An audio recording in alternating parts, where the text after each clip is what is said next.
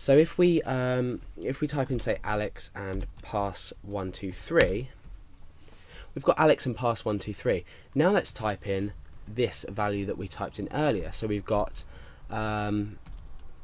we've got a single quotation mark, a space, and two single quotation marks equals single quotation mark. Let's go ahead and press, oh no, we'll put it in here as well. So there we go. Let's press enter. You can see that these values have been transferred through, literally. So nothing's changed. We've transferred the exact data that we've typed into the form. Now, this is the reason that our SQL can be modified. So with as it stands at the moment, if we had these uncommented, we could run a query of our choice. So let's go ahead and uncomment this. Now we've processed our query. If something was in here now to delete something or modify something, then this is deadly. However, in our user login system, we are creating an if statement to check how many rows have been returned, because if the username and password don't equal the same thing in the same record, then we can't log the user in because their credentials obviously don't match, and we will have an invalid username and password combination. So let's go ahead and create this if statement. Let's go mysql num row. So we're calling this function, which is going to count the amount of rows returned by this query here. So we can type in query run there. So if the mysql num rows returned from the query are greater than or equal to 1, this means that the credentials match both the username and password. So we can echo login success. Usually we wouldn't do this. At this point in here, we would process some kind of session to equal the ID from the database, but for now we're just using this as an example. So otherwise, invalid username password combination. Okay, yeah. So let's go ahead and try this with the values that we submit. So I'm going to keep this open, and I'm going to break down again. Okay, so let's go back and go straight onto our index.php file. Let's type in Alex and a wrong password, so pass456. Now we've got Alex as the username, pass456 as the password, and we've returned the message invalid username and password combination, because nowhere in our table do we have Alex and pass456 as the username and password. So now what we can do is we'll go and submit some correct data. So Alex and pass123, these match here. So we've got Alex as the username and password, 123 as the password. Click submit, and it says login success because we've successfully submitted the username and password that match inside of our table. So now let's go ahead and use this example that we used earlier by writing a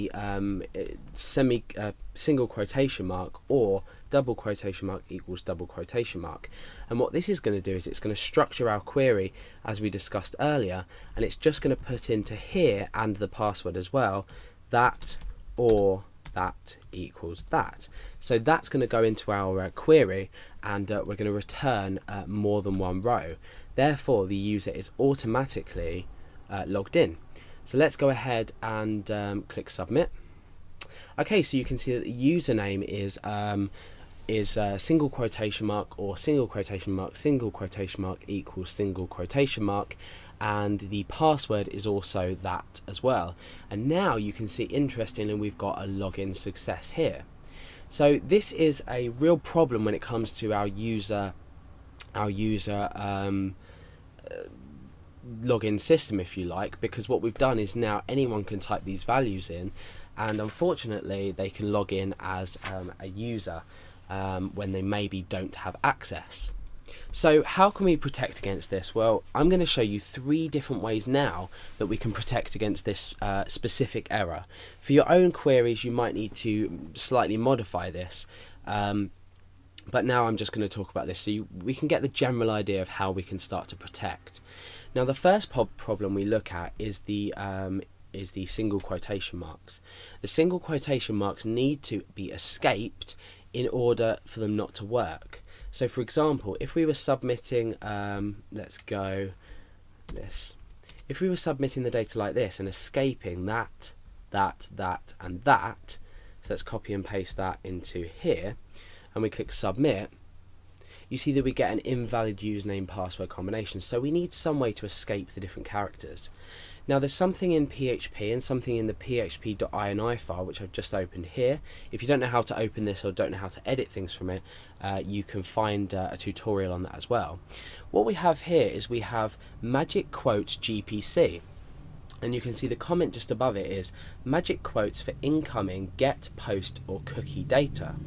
And what this is going to do is it's going to escape, like I've just written here, these automatically when you submit data. So it's not foolproof because we might not be submitting through a post or a get or even cookie. So let's go ahead and turn this on. And in a moment we're going to turn it off, and I'm going to show you how you can also include this if it's automatically, say, off on your server. So let's go ahead and restart Apache from our XAMPP control panel. So remember, every time you make a change in your php.ini file, you must restart Apache. Okay, so let's come back to our page and wait for localhost. Right, okay, so our server has been restarted and we've turned magic quotes on. So now let's go ahead and do exactly the same thing and click submit.